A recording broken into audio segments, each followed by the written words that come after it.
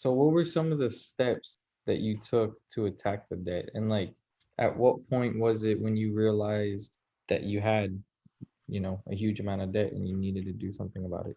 Well, the part that made me realize that I was in trouble was, and it was funny because, like I said, I told you I wanted to be this quote unquote poker pro.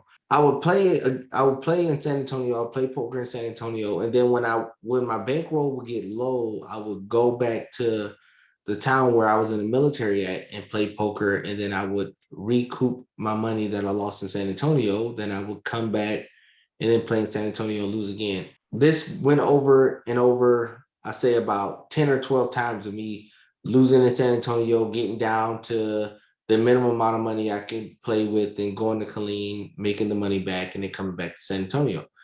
And then after that, I say, and actually I still remember the day because it was the day that they had the Fort Hood shooting, and I was there that day. And that's the day actually I went bust. So I was doing that gymnastics of losing to San Antonio, going to Colleen, and then making the money back to Colleen and coming back to San Antonio. Rinse and repeat, rinse and repeat.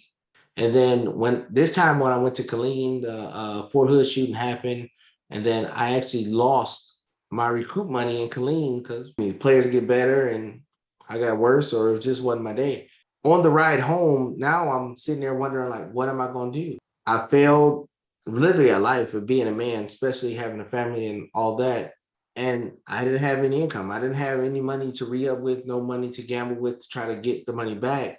So usually I would take 35, I believe that's the street in that goes from Killeen to San Antonio.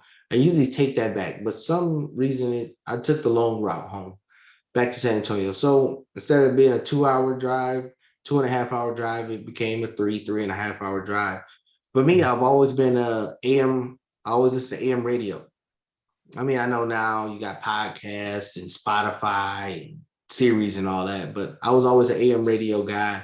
And then the only radio station I could listen to, it was an AM talk show radio. And then I would hear kids I'm saying kids now, again, dating myself, but I heard people that was my age that was talking about how they was debt free, or a little bit older or a little bit younger, talking about how they was debt free or debt free besides their house and things like that. And I thought it was an infomercial. I thought it was just something that somebody wanted me to pay for to get. And then so I listened the whole ride home, 3.5 hours, people calling in, doing the debt free screams and all that.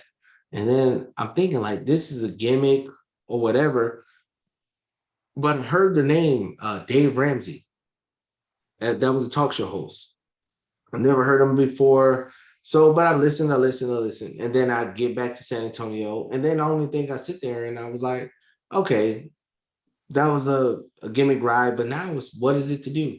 So the next morning I wake up in San Antonio and I'm driving around the 410 loop and I see a big billboard that say Dave Ramsey.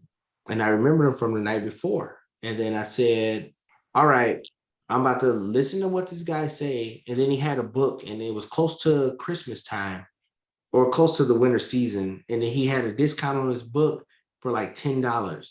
And then I said, I'm gonna buy the book. I think I only had like $25 left, but I bought the book and then I said, I'm gonna do everything he says.